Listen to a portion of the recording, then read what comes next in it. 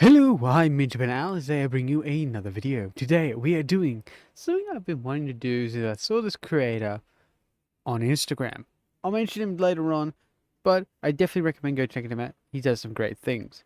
Now, what I'm going for is a Kruger. A Kroot ogre. That's all I'm going to say. Let's get into it. Starting East kitbash, I got the Kroot Rider, the Kroot Carnivores, a Broadside, a Tau Commander, my box of Robo Bits, which is just bits of random kits I've had, I can't remember all of them, and the Break Boss Megatroth. That creature, I've got the name in there. So I start by building the actual troll or ogre. The Taratroth, I'm just calling it an ogre. I start building the ogre. It's an ogre to me.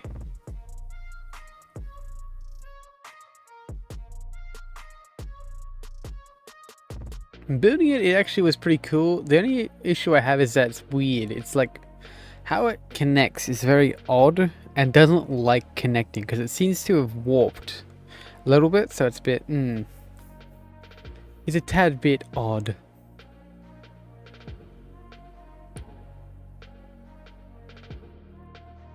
But building it isn't too bad. Though I do have to make some cuts because I don't want to have this rider orc on him. So I do a little bit of adjustment here and there just to take that dude off and remove the log that's on his back. Well, part of the log. Part of the log, yeah.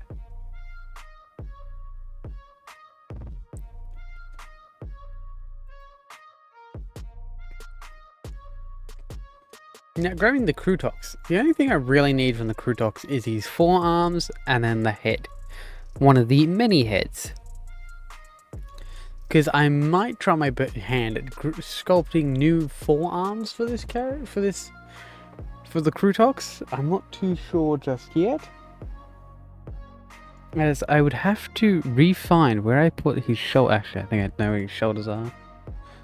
Let me have a look in this. That's, yeah, there. So they have his shoulders and everything, so it's like I can probably rebuild it. Of course, it won't be as nice, but it is necessary to a degree. Well, I do have another Krootox. Kroot Rampager. So I gotta build that eventually too. But yeah, I attach the forearms to it as best I can. They don't fit perfectly. So I would actually recommend taking the hands off, not the, remove the section of the hand so you can actually join them that way. But other than that, yeah, definitely is a very viable option. I built the jaw and the neck. I was originally going to keep the little, goatee, but I do remove it because it doesn't fit right. I take the saddle and he's quills. I'm not sure if that's on the same dude, but yeah. Take all that and then assemble the head. I do remove the quills here and there because I realize they get in the way.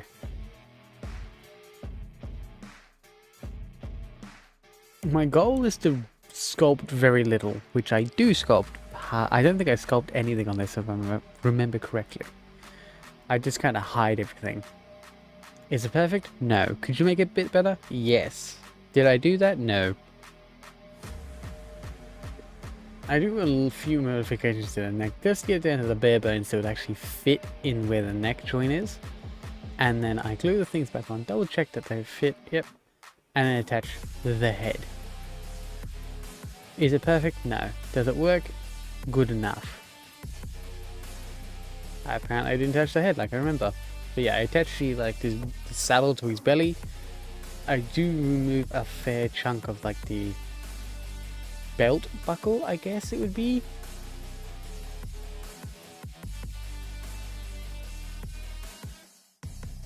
Just slowly removing until I get the saddle on the belly, like an extra piece of Kevlar or some armor.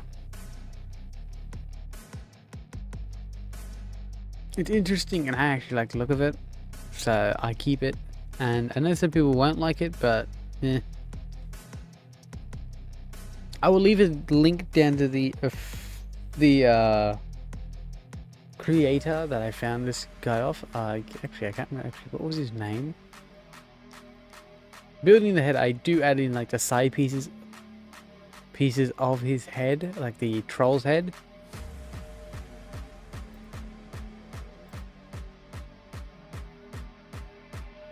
Just to add in, fill in that gap a bit more as before I actually attach the head.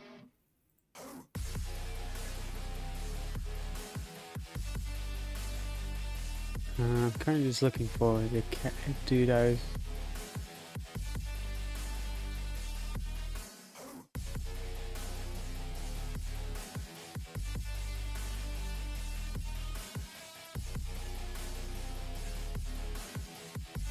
R for Yun, Egon.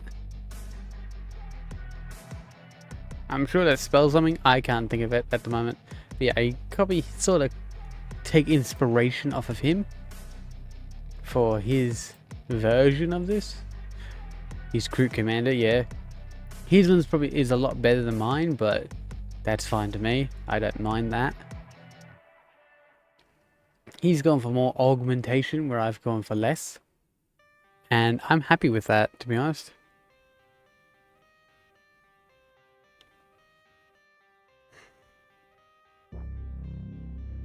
Now, taking the Ghost Kill, I believe, yeah, Ghost Kill, like, backpack jet thruster thing. I use that as the basis for the actual Kroot pilot. The character that I'm going to use for piloting this mech.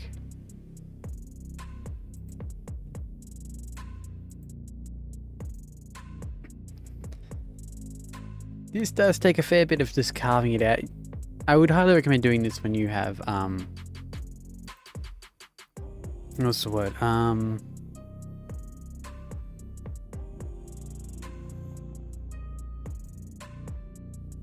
When you have it disassembled, so when it's not actually built. I'm using this as a repair. I don't want my Ghost Kill accidentally destroyed by dropping it on a tiled floor, because I'm a genius. I'm not. I really am sad I broke it, but it is now being used for newer pastures. Now, attaching that to his back, I'm going to use this as sort of a assisted saddle, as I want this to be a bit more of a observation command post sort of situation with a Kroot character, for the Kroot in the back of it being a pilot, which is a blue Kroot in my lore.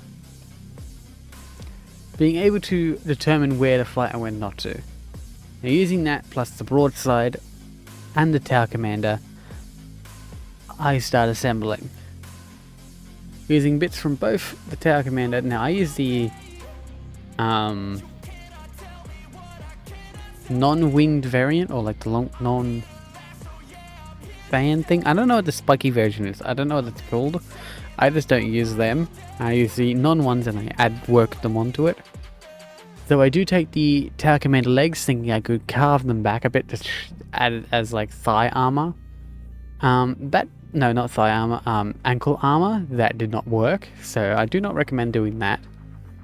But the thigh armor works really well. I'm pretty sure that is the tower commander. Is it the tower commander? I don't have the box on me. But yeah, it's one of the... It's either the broadside or the tower commander's thigh armor. That works really well, just with a little bit of modification. I do hate that I'm off camera a bit, but this was a bit finicky. But as you can see, yeah, it works well when you put it in, when it's correctly put in. And I'm actually really happy with the way it looks. It works well, it suits it. The only problem I do have is that I wanted a bit more augmentation. So I do take a drill bit and I drill in the side of its head. As I had earlier accidentally covered one of the eyes with a bit of extra thin cement and ruin the look of it. So I've put this optic thing on the side of his head, which is technically a broadside head. I think it's a broadside. It's one of the heads again. All these bits can be found in those kits, and the Castellan kit, Castellan Rebel kit. Yeah, I use that as like an optic eye. It's just to take over the eye that I've destroyed.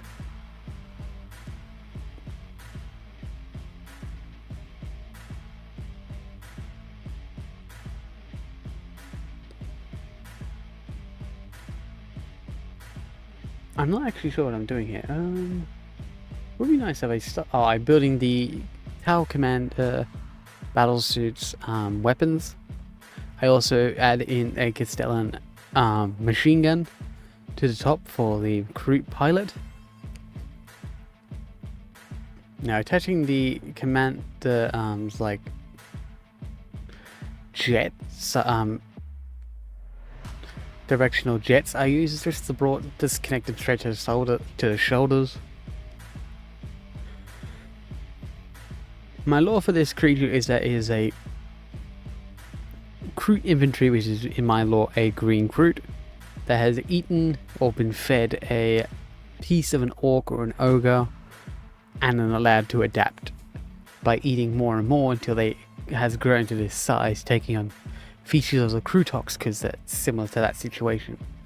Now, attaching the Krootox Riders like cannon thing to one arm, I also attach the Tau Commander's Gatling las cannon. I can't remember. I don't have any of the paperwork with me. To the other arm, and I'm happy with that. I didn't take the Krootox Rider's weapon and attached it to the Kroot pilot, attached as well as to the machine gun, making it sort of like a I'm not too sure how to put it, like sort of like a shoulder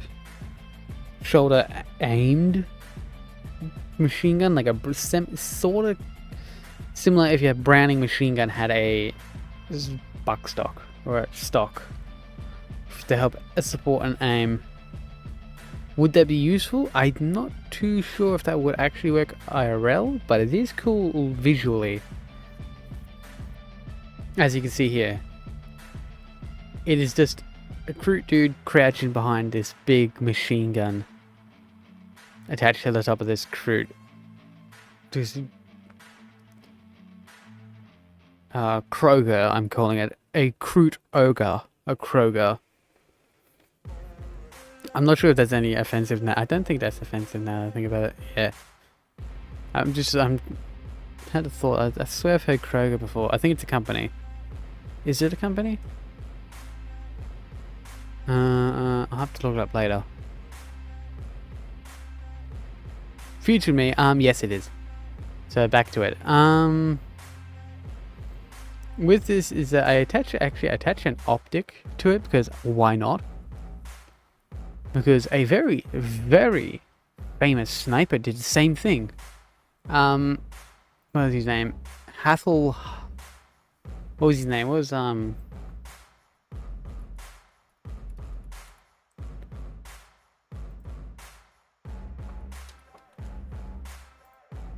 Carlos Halfcock did the same thing to a was it a Browning M machine gun, a 50 cal machine gun of some sort. Yeah. So I thought that was cool, and we'll see how that goes. Though it is not the exact same scope type, it's actually smaller, but that's fine. I also stick a rifle on one of the like jet things. Again, don't remember the name because I don't got the paperwork on me.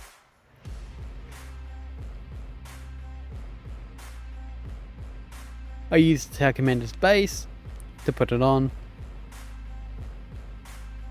Using this many kits is not exactly recommended, but I did have a few of them already on hand, so that was kind of the benefiting factor. But other than that, this has worked really well, and actually recently saw a broadside conversion that I want to give a try with the leftover bits of my broadside, so we'll see how that goes. Worst case scenario, I'll just make like Krootox infantry thing. If not, I'll make another broadside out of it. We will see, won't we? Now, ending this conversion, so far I'm quite happy with it. I do make some minor adjustments here and there. I take I think it was a 4mm, no, it was a 3mm styrene rod, and drill it into the shoulder and into the drone to attach that, because I want this drone to just be there. It's going to be a shield as well as a small arms fire. Will it do anything? No, but it will be helpful. Now let's get into the painting. Model Air Dark Earth. My airbrush was having issues, but I kept the paint really thin so it wasn't going to cause too much problem. And once I do get the airbrush fixed up, I come in with a thicker coat, a slightly thicker coat of Dark Earth, though it's not too devastating. It's just a good base coat. Yeah, here you go. Here I fixed it up and now it looks much better. Model Air US Desert Sand. I use this for some shading, focusing mostly from above and on the sand itself. I try my best to keep it aimed downwards so it's not directly all over the model, but I do have to make some creative decisions.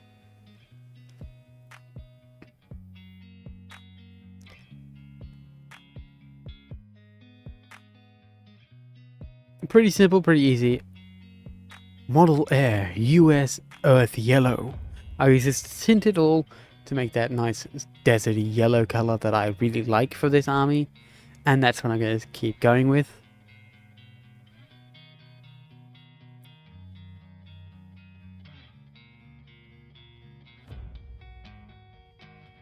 As this is such a unique kitbash, I was really excited to do this, as I am going to be using my green skin Kroot recipe for this big monster, and then of course the pilot will be getting the blue treatment. Army Painter Matte Black. I use matte black to base out all the skin. I do get hit areas that I don't want it, and I do come back and sort of re-establish the colors for them. But all the skin will be black, then it will go into green, and then so on and so forth. This is simply just to add a base to that, and then the base to leathers. Yes. Army Painter Green Skin. I use this for a base coat of green skin. Simple, pretty easy, pretty happy with it. I do have to thicken it up just a little bit. But I get it all over the areas I want it, which is most of the body.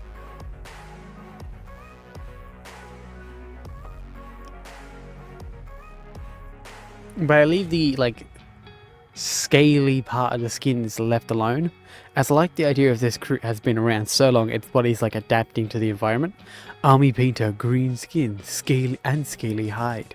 Mix this 50-50 to add this nicer, lighter green sheen. Now I will admit this is probably not the best skin tone for such a large monster, but in my defense it looks really nice on the smaller one, and you never know until you try. Though I'm quite happy with it, and I can live with that. Army Painter Scaly Hide. I use this as a final highlight for the green skin. That's literally all my green skin takes. I'm really happy with this color. I love the way it looks, though I could definitely probably refine it a bit more for this model. In my defense, there's not a lot of the skin that actually hits the light, so it's a bit I can't do it as nicely as I did with the Kroot Carnivore, but it is alright. It's good enough for me. Citadel Base Corn Red. I use this base coat, well, to do the mouth. That's pretty much all I'm going to do. I like the idea of it having a green tongue and a red tongue and throat, and then having the rest of it still be like that beaky material, similar to like a parrot.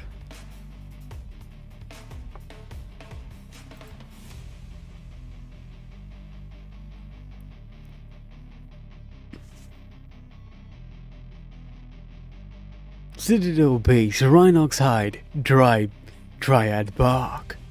I use this combination to base coat the leathers. Simple, easy, efficient.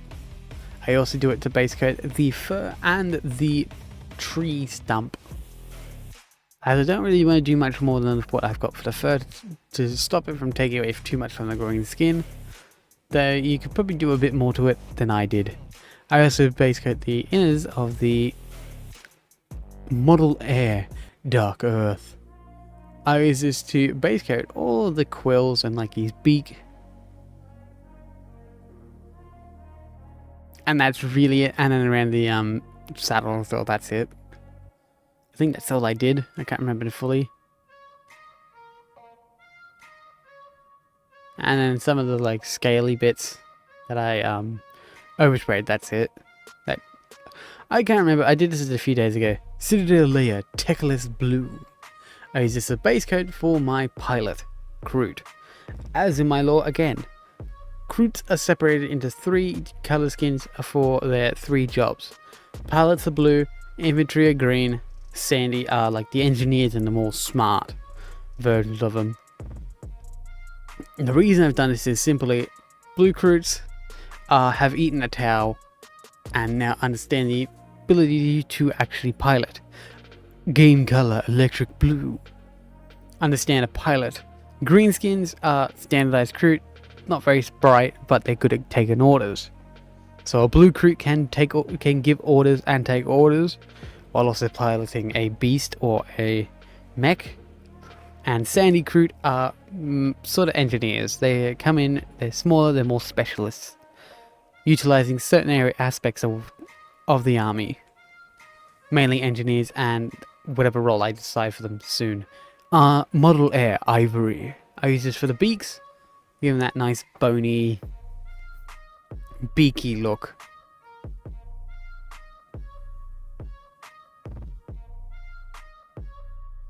I'm really happy with the way it looks. I do have to get inside the mouth a little bit, but other than that, I'm happy with it. I do make adjustments as I go along from areas that I missed. Army Painter Dark Tone, Model Color Oily Steel. Using a sponge, I sponge this over anything metallic that I want metal, getting it very grungy and as if it's been in the elements for a very long time.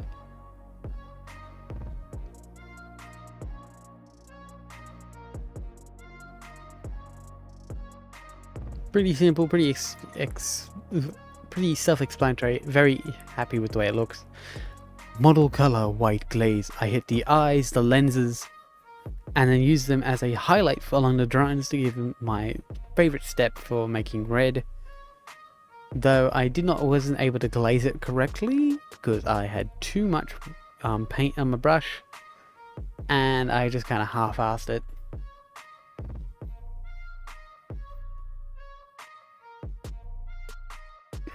I was in a rush to get this video finished, so yeah. Army Painter Weapons Bronze. Citadel Base Dryad Bark. I use this to make like a bronzy brass color. Hoping it would look nice enough, but it looks decent enough. I use it to just cover the bullet casings and anything that I want a little bit more, well, brass. Like these trinkets, these quills, the drone, the gun, little details here and there. Game color electric blue. Model color white glaze. I use this for a paler blue and go for the final highlights of the pilot. Simple, easy, I'm happy with it.